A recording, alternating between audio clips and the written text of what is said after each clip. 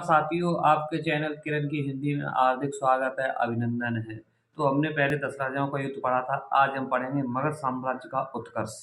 पुराणों के अनुसार मगध पर शासन करने वाला पहला वंश बृहद वंश था। इसका संस्थापक बृहद था। उसके पुत्र जातशंग ने गिरिब्रज यानी कि राजगृह में मगध की पहली राजधानी बनाया।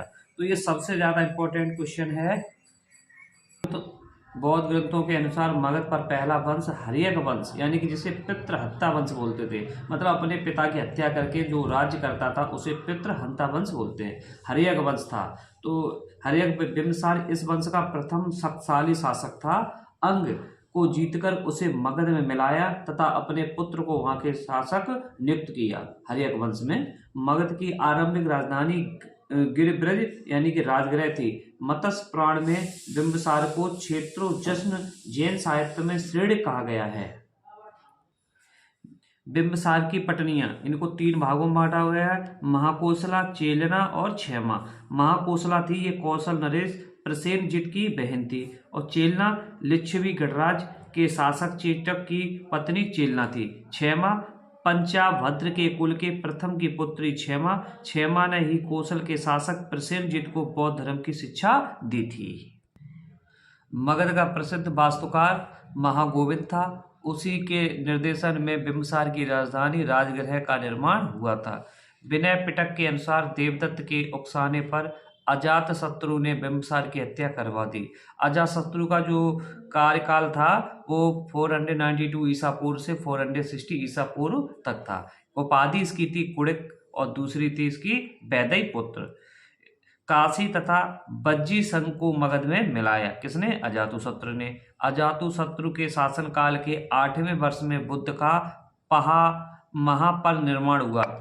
जो महापुरुष होते हैं उनको महापरिनिर्वाण बोलते हैं। इसी के काल में प्रथम बौद्ध संगीति का आयोजन किया। बहुत ज्यादा इंपॉर्टेंट, यानी कि प्रथम बौद्ध संगीति का आयोजन कब हुआ था? तो ये हुआ था 492 ईसा पूर्व से 460 के दौरान अजातशत्रु के काल में। फिर उनका पुत्र आता है उदयन, जिसका कार्यकाल था 461 से लेके 445 तक। पुराणों एवं जैन ग्रंथों के अनुसार गंगा तथा सोन नदियों के संगम पर पाटलिपुत्र यानी कि कुसुमपुरा नामक नगर की स्थापना की तथा उसे अपनी राजधानी बनाई।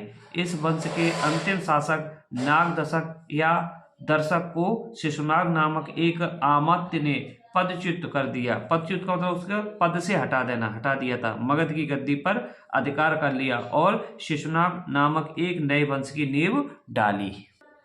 अब पढ़ेंगे शिशुनाग वंश। इसका संस्थापक था शिशुनाग। इसका कार्यकाल था 412 ईसा पूर्व से 594 ईसा पूर्व तक। अवंती तथा वत्स को मगध में मिलाया। राजधानी पाटलिपुत्र से वैशाली को बनाया। फिर आते हैं कालाशोक। वैशाली के स्थान पर पुनः पाटलिपुत्र को राजधानी बनाया। द्वितीय बौद्ध संगीत इसी के समय में हुई। इस वंश का अंतिम शासक नरते-वर्धमान था। ये सबसे ज्यादा पूछा जाता है कि द्वितीय बौद्ध संगीत किसके काल में हुई थी? तो ये कालाशोक के काल में हुई थी। नंद वंश, अब हम पढ़ेंगे नंद वंश। संस्थापक थे महापद्मा नंद। मोस्ट इंपॉर्टेंट ये आता है कि नंद वंश का संस्थापक कौन है? तो महापद्म नंद। इस वंश में 9 राजा हुए, इसलिए इसे नवदंत भी कहते हैं, नवनंद भी कहते हैं। ठीक है, तो ये सबसे ज्यादा, ये भी बहुत ज्यादा पूछा जाता है कि आपसे पूछ ले कि नवनंद किस वंश को बोलते हैं? तो हम नंद वंश को बोलते हैं। क्यों बोलते हैं? क्योंकि उसमें 9 राजा हुए। महापद्मानंद की उपाधियां, इनको किस किस उपाधियों से सम्मानित किया गया? वो थे उग्रसेन यानी कि पाली ग्रंथ महाबोधि वंश में। दूसरा एकराट और सर्वछत्रात्मक और द्वितीय परशुराम, अपेरा परशुराम और भार्गव, इन सबको ये पुराणों में ये मिलता है। खारवेल के हाथी गुम्फा अभिलेख से उसके कलिंग विजेता होने की पुष्टि मिलती है। यानी कि पूछा जाए कि आपसे खारवेल की हाथी गुफा से अभिलेख से क्या मिलता? तो कलिंग में ये विजय हुए थे, इनके बारे में ये हमको पुष्टि होती है। यहाँ से वह जिनसेन की प्रतिमा दृढ़ ले गया। कलिंग में नहरों का निर्माण करवाया। सबसे ज्यादा नहरों का निर्माण किसने कराया? तो कलिंग में कराया गया था। कलिंग आज का हमारा क्या है? उड़ीसा, जिसे हम बोलते हैं कलिंग उत्कल, है ना। फिर हम पढ़ते हैं घनानंद। घनानंद को यूनानी लेखकों में अग्रमीज कहा गया है। घनानंद को यूनानी लेखकों में क्या बोला गया? अग्रमीज बोलते हैं जो यूनानी लेखक है। पुराणों में इसे औग्रसैन्य कहा गया है। घनानंद सिकंदर का समकालीन था, इसी के समय सिकंदर का भारत पर आक्रमण हुआ था। घनानंद के समय उसका समकालीन था, इसी वजह से उसने उस पर अटैक किया था, इसी के समय भारत पर आक्रमण हुआ। यह नंद वंश का अंतिम शासक था। बाद में चाणक्य ने चंद्रगुप्त से इसे मरवा दिया, क्योंकि इसने चाणक्य की बहुत ज्यादा अपमानित किया था और चाणक्य ने कसम खा ली थी कि हम इस घनानंद का ही बिल्कुल अंत करेंगे, इसे बिल्कुल समाप्त कर देंगे। तो चंद्रगुप्त मौर्य की सहायता से, चंद्रगुप्त मौर्य ने मारा था चाणक्य की सहायता से। नंद शासकों की उपलब्धियां। समस्त नंद शासक जैन मतावलंबी यानी जैन मत के पोषक थे। नंद शासकों ने बाट भाप का मानकीकरण किया और माप तौल का नई प्रणाली नंदोपक्रमाणी माननी चलाई। बड़े पैमाने पर आहत सिक्के जारी किए। नंदवंश पहला राजवंश था जिसने प्रथम बृहत मगध साम्राज्य की स्थापना की। फिर हमारा पहला जो आक्रमण होता विदेशी आक्रमण, उसका नाम है एक्रेमेनिड हकामनी आक्रमण, जिसको क्या बोलते हैं हम, हकामनी बोले या फिर एक्रेमेनिड बोलते हैं। भारत पर प्रथम विदेशी आक्रमण ईरान के हकामनी ने किया था। वंश के राजाओं ने किया था, हकामनी वंश के जो राजा थे उन्होंने आक्रमण किया था। जो कि पारसिक साम्राज्य हकामनी संस्थापक हरवामुनिस था। राजधानी इसकी थी पर्सिपोलस, जो कि हमारी कहीं कहीं साइप्रस पर लिखी हुई मिलती है, कहीं कहीं हम इसे पार्सिपोलस को क्या बोलते हैं, साइरस सिद्ध बोलते हैं। फिर हम पढ़ेंगे दारम बहु यानी कि डेरियस द्वारा 522 से 448 ईसा पूर्व तक। यह हकमनी वंश का तीसरा शासक था।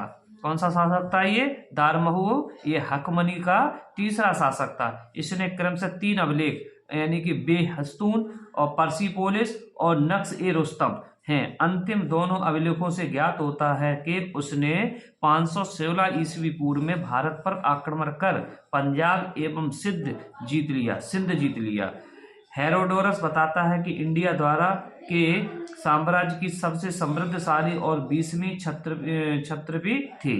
दारा तृतीय यह हकमनी वंश का अंतिम शासक था। 331 ईसा पूर्व में आरवेला का युद्ध पारसियों एवं यूनानियों। आपसे सबसे ज्यादा पूछा जाने वाला प्रश्न पीसीएस आरओ में 2-3 बार पूछ लिया गया है कि आरवेला का युद्ध किस किस के मध्य लड़ा गया, पारसियों एवं यूनानियों के बीच लड़ा गया।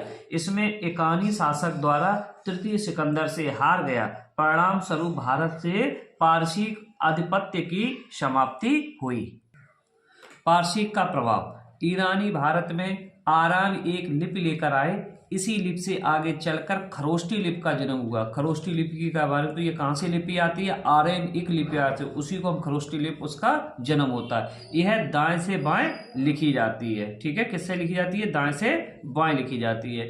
ईरानी चांदी के सिक्के जिसे हम सिगलोई तथा सोने के सिक्के डेरिक भारत में प्रचलित हुए। यानी कि ईरानी चांदी के सिक्के थे उसको हम सिगलोई, और जो सोने के सिक्के थे इनको हम डेरिक भारत में प्रचलन में आने लगे।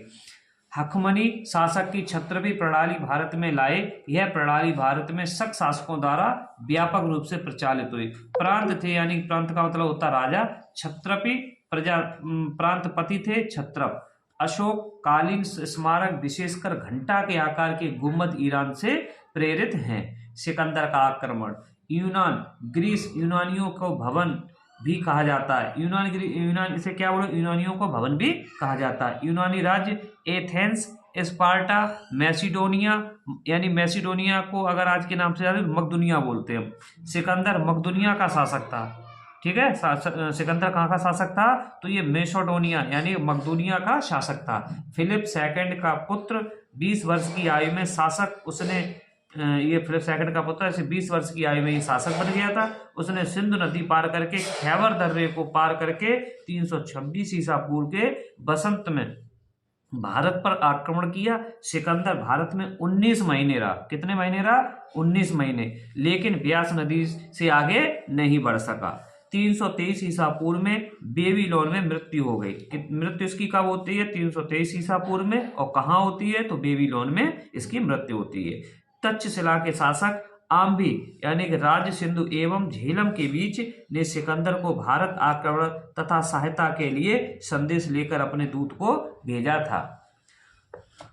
उसका सबसे प्रसिद्ध युद्ध झेलम नदी के तट पर पोरस राजा के साथ हुआ। ठीक है, ये पोरस उसी की कहानी बताता है जो सबसे शक्तिशाली राजा हुआ करता था और उसने सिकंदर के मध्य युद्ध हुआ था, जिससे बितस्ता के युद्ध हाइडेस्पीस के नाम से जाना जाता है। यानी कि आपसे ये पूछे कि सिकंदर और पोरस के मध्य लड़ा जाने वाला युद्ध, तो उसका नाम है हमारा बितस्ता के युद्ध, यानी कि इसको हम हाइडेस्पीस के नाम से भी जानते हैं, जिसमें पोरस की हार हुई। ठीक है, जिसमें बोलता है एक राजा दूसरे राजा के साथ कैसा व्यवहार किया है, तो पोरस बोलते जैसा एक विजेता राजा एक हारे हुए राजा के साथ जैसा सलूक करना चाहे वैसा आप मेरे साथ कर सकते हैं। सिकंदर ने 2 नगरों की स्थापना की।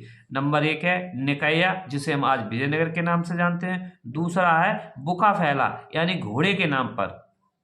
अश्वक, असाकिनाई या अस्पेसियोई राज्य की राजधानी भशंग थी। इस राज्य की महिलाओं ने पुरुषों की मृत्यु के बाद रानी किलओफिस यानी कृपि के नेतृत्व में युद्ध किया था। परलेन पाटल, यह स्पार्टा के समान द्वि राज्य की प्रथा थी।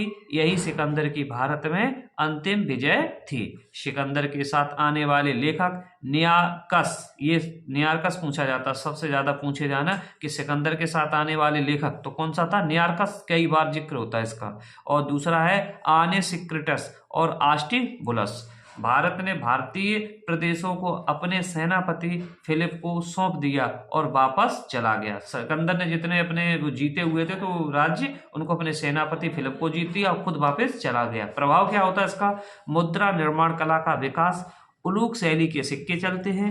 भारत में गांधार कला की शैली का विकास ईसा पूर्व 2वीं शताब्दी में हुआ। यह यूनानी प्रभाव का ही परिणाम है कि आज हम जो सिक्के वगैरह देखते हैं कि उलूक शैली के वो सिकंदर के ही दिए हुए थे। तक्षशिला स्थित है। ये कहाँ पर, तक्षशिला कहाँ स्थित है, सिंधु एवं झेलम नदी के बीच के भाग को तक्षशिला। संस्थापक भरत ने अपने पुत्र तक्ष के नाम पर इस नगर की स्थापना की। अगर आपसे पूछा जाए कि तक्षशिला की स्थापना किसने की, तो भरत ने अपने पुत्र तक्ष के नाम पर इस नगर की स्थापना की थी। खोजकर्ता कौन है, तो कंसम है। कौन है, कंसम। उत्खननकर्ता कौन है, जॉन मार्शल, यानी कि जॉन मार्शल इसको खोजा वगैरह था, उसके बारे में जानकारी ली थी। नगर तक्षशिला में मार्शल ने धर्मराज का या चिर स्तूप का पता लगाया। यहाँ उत्खनन में 3 नगर मिले हैं जिनका निर्माण हिंदू भवनों एवं कुषाणों ने किया था। भीर का टीला, यह इस नगर की प्राचीनतम बस्ती है।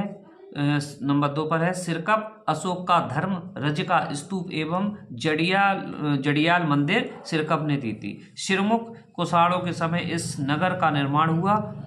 मौर्य काल में तक्षशिला उत्तरापद की राजधानी बना था। तो दोस्तों आज हमने चंद्रगुप्त मौर्य के बारे में जाना। अब हम मौर्य वंश के बारे में आगे हम पढ़ेंगे अपने नेक्स्ट वीडियो। तब तक के लिए धन्यवाद। राधे राधे, नमस्कार।